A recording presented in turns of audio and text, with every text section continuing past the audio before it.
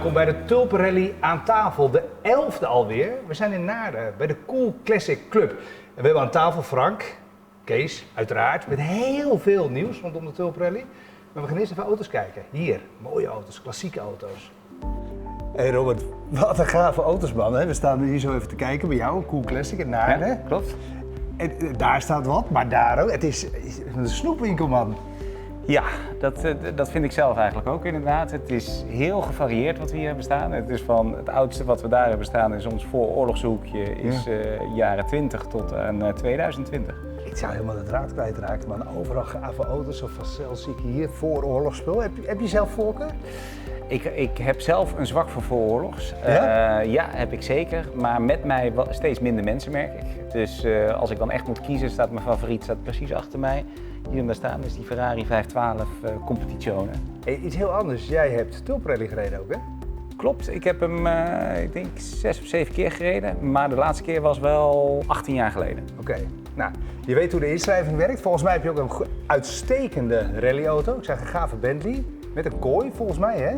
Uniek ding. Grote voordeel hoorde ik je zeggen van die auto. Hij is rechtsgestuurd, dus je hoeft niet uit te stappen om te stempelen. Kijk, Ja. kijk. Ja. Cool Classic, wat is het precies? Ik probeer het kort te vertellen. Ik ben het 5 jaar gestart, puur vanuit passie. En ik vond het belangrijk om geen echogalmende showroom te hebben.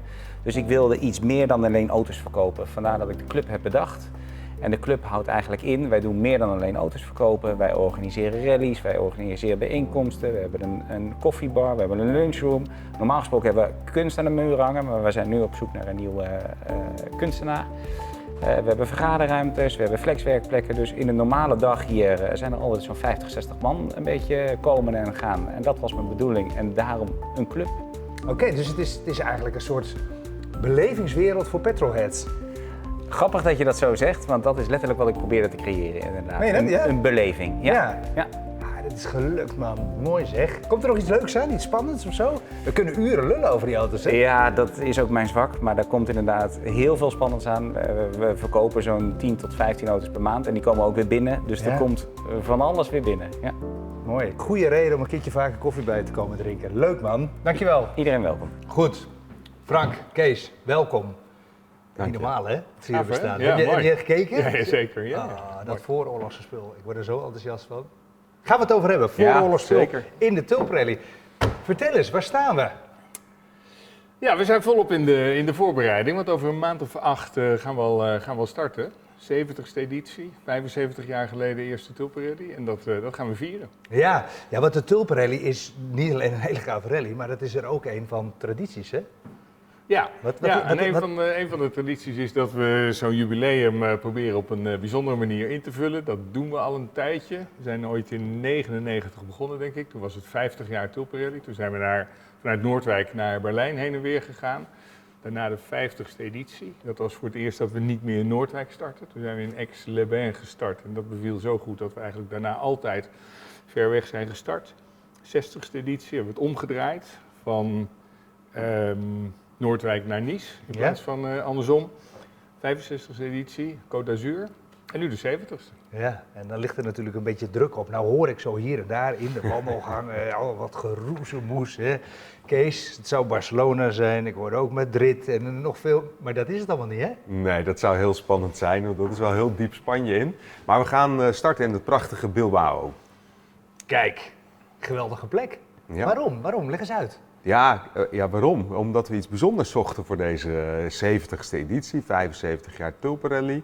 We hebben naar allerlei opties gekeken en we willen ook de afstand tussen de start- en de finishplek toch enigszins beperkt houden, zodat de routedagen niet te lang worden. Dat hebben we nu 2 edities gedaan, dus iets korter dan de jaren daarvoor. Ja. En dat bevalt goed. En we gaan het dadelijk ook over de finishlocatie hebben. En dan snap je dat Bilbao en de finishlocatie goed bij elkaar passen. We hebben het omgedraaid eigenlijk. Als we zeggen Tulpenrally, dan is Frankrijk ook een heel belangrijk thema. Hè. Daar liggen denk ik de meeste Tulpenrally kilometers. En zo zijn we eigenlijk bij de finish begonnen. Laten we dan hoofdstad van Frankrijk, Parijs, laten we daar rondom Parijs finish organiseren. Vandaar zijn we terug gaan denken, wat is dan een mooie plek om te starten? Nou, Bilbao denk ik heel aantrekkelijk. Ja. Ook een argument daarin is de 21e editie toen we vanuit Bordeaux gestart zijn. De eerste 2 dagen waren we heel enthousiast over de route. Dus die past hier ook in. Dus zo zijn we in Parijs begonnen en teruggerekend dan dat in Bilbao de start is. Ja, precies. Ik zie daar meteen 2 dingen voor me. Er is een prachtig museum volgens mij in Bilbao en er is een Eiffeltoren in Parijs. Ja, De Eiffeltoren doen we volgens mij niet. Het museum wel? Klopt dat, wat ik zeg? Ja, Ja. dat kan Ja? Frank Ja, alles nee, het over zeggen. museum doen we wel. Ja? Dus we hebben inmiddels al toestemming dat we op de zaterdagavond, daar komen we straks wel even terug, want dan gaan we beginnen. Op de zaterdagavond is Guggenheim, hè, dat is het Ja. museum waar we het over hebben. Komen we met z'n allen bij elkaar daar en doen we het diner in het Guggenheim Museum. Daar beginnen we op zaterdag. En als het mee zit, dan krijgen we ook de toestemming dat rondom dat museum alle auto's geparkeerd mogen worden. Dus dan gaan we zondagmorgen vanuit het Guggenheim vertrekken. Dat is het plan. Hey, dat is meer dan 1 belletje, denk ik, hè, voordat je dat voor elkaar hebt. Ja, ik ben er geweest, maar dat is een hele professionele organisatie. En die hebben hele strikte regels wat wel en niet mag. En wij vielen daar als niet-corporate organisatie een beetje tussenin. En toen vonden ze dat zo leuk, dat ze zeiden ja, dat gaan we doen. Ja? Jullie zijn welkom, dus dat gaat gebeuren. Ja. Wat bijzonder zeg, fantastisch. Hey, en dan gaan we naar Parijs. Waar gaan we heen dan, Kees? We gaan naar Parijs-Chantilly, Ja? dus buitenstad van Parijs, ten noorden. Op weg een stukje naar Nederland. Finishen onder de Eiffeltoren, dat heb ik heel veel gehoord de afgelopen maanden. Dat is te ambitieus, hadden we natuurlijk leuk gevonden, maar dan ben je een halve rallydag bezig om daar te komen. Ja, moet je misschien ook helemaal niet willen vanwege Nee, de drukte, en dit is een schitterende locatie waar we gaan finishen. Meer dan schitterend. hè? Ja. En daartussen kunnen we een hele mooie rally maken met uitgebalanceerde afstanden. Ja. En we gaan weer door relatief nieuw rallygebied. Van Bilbao naar Frankrijk is in ieder geval nog nooit gereden in de voorgaande 69 edities. Frank, Chantilly, ik ken het. Ik heb ooit een introductie gehad. Het staat een prachtig kasteel. Het is Zeker. meer dan dat, hè? Ja, nee, het is heel erg mooi. Wordt heel veel gebruikt voor grote zakelijke bijeenkomsten. Dat kasteel hebben we ook naar gekeken, maar dat denken we niet dat helemaal de goede setting is om een feestje te vieren. Heel mooi hotel, niet zo ver daar vandaan. Hotel Le Grand Pavillon. En daar gaan we de finish doen. En dan willen we ook die 70e editie nog wat verder vieren. Dus we organiseren de finish zodanig dat de finish meteen overgaat in feest. Black Tie hoort bij de 70e editie. Iedereen kan daar blijven slapen in die regio, daar rekenen we ook op. En dan is het evenement eigenlijk de volgende morgen, zaterdagmorgen. Dat is Pinksterzaterdag afgelopen. Dan kan iedereen naar huis om Pinksteren te gaan vieren. Heerlijk, fantastisch. Voor het zover is, voor we gefinished zijn, doen we allerlei plaatsen aan. Kun je er iets over vertellen, Kees? Ja, nou, we gaan van Bilbao natuurlijk omhoog, niet dieper Spanje in. We gaan naar Biarritz. Daarmee rijden we een volle rallydag in Spanje. Van Biarritz naar het in 2021 aangedane Bordeaux. Van Bordeaux gaan we naar Limoges. Ja, en dan zo langzaamaan omhoog naar Parijs. Hey, en dan pakken we dus ook een hoekje Pyreneeën mee. Ja, zo, maar, bij de uitlopers zo. maar dat schrampen we. Ja? Hè? We gaan niet over de Pyreneeën. Nee, precies. Nee. Waanzinnig, leuk. Ja. Hey, iets heel anders. De ingrediënten zitten er natuurlijk in. Hè? Het is navigeren, het is rijden, maar het is vooral uiteindelijk ook aankomen. Al was het maar omdat de finishlocatie zo fantastisch is. Hoe zit het met pre-wars? Ja, dat gaan we ook weer doen. Ja. Dat hebben we natuurlijk een aantal jaren gedaan.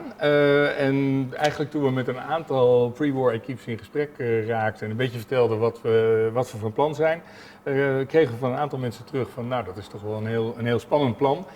Wij vinden het leuk om mee te gaan doen.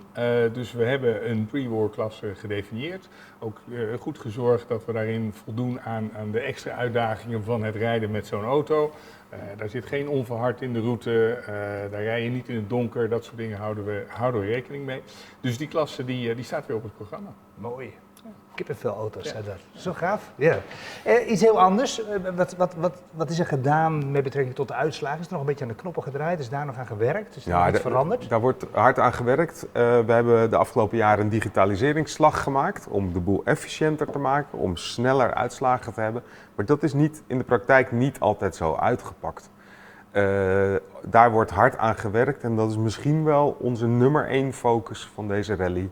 Om te zorgen dat dat ook weer ouderwets op orde komt. Dus Juist. snel uitslagen, snel een uitleg, zodat er gelijk bij het eten voldoende over gediscussieerd kan worden. Goed zo, mooi.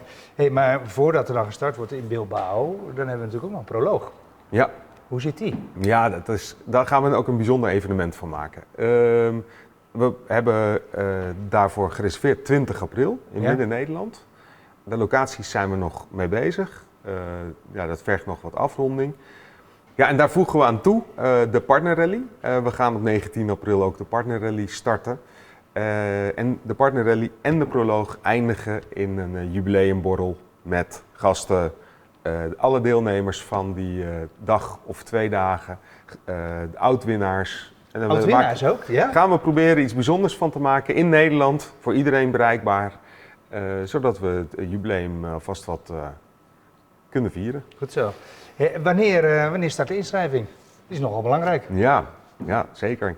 Nou, die inschrijving is gekoppeld aan iets anders. We hebben de afgelopen editie een extra camerateam laten meerijden. Nou, daar weet je alles van, onder jouw regie. En die hebben 3 afleveringen voor RTL 7 gemaakt. Speciaal daarvoor opgenomen. Andere beelden dan onze dagverslagen. En die uitzendingen starten 24 september om 4 uur. Dat is een zondag. Komt niet in de knoop met Formule 1, dat is er voor of erna. Dat hebben we helemaal speciaal geregeld. Hè? Ik heb naar RTL gebeld, dus luister eens goed jongens. Ja. Dit is de Tulpenrally, hè? Max is leuk, dan weten we nu al hoe het eindigt. Ja, zelfs de Troskompas mailde van de week of ze een foto mochten. Dus zo beroemd worden we. Nou, ik wist niet dat het nog uitgegeven werd. Nee, maar de Tulpenrally was natuurlijk heel lang op tv, hè? Is bijna een vaste waarheid. Ja, ik begreep van Frank dat in de hoogte der dagen zelfs in Studio Sport daar aandacht aan gegeven werd. Kijk. Maar toen was het nog NK rallyrijden. Maar die 24e is de eerste aflevering van een serie van 3. En de laatste aflevering is op 8 oktober om 4 uur. En laat nou de inschrijving ook starten op 8 oktober om 4 uur. Dat leek ons een mooi moment. Dat is op een zondag. Kees, het allerbelangrijkste. Wanneer speelt het zich allemaal af? Nou, dan alle data in de goede volgorde. 24 september om 4 uur starten de RTL 7 afleveringen. 8 oktober om 4 uur gaat de inschrijving open. Dan hebben we op 20 april 2024 de proloog in Nederland.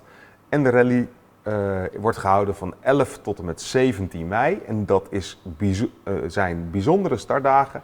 We starten dit keer de eerste rallydag op zondag. Dus het diner is op zaterdag. En we finishen op vrijdag. Normaal doen we dat van zondag tot en met zaterdag.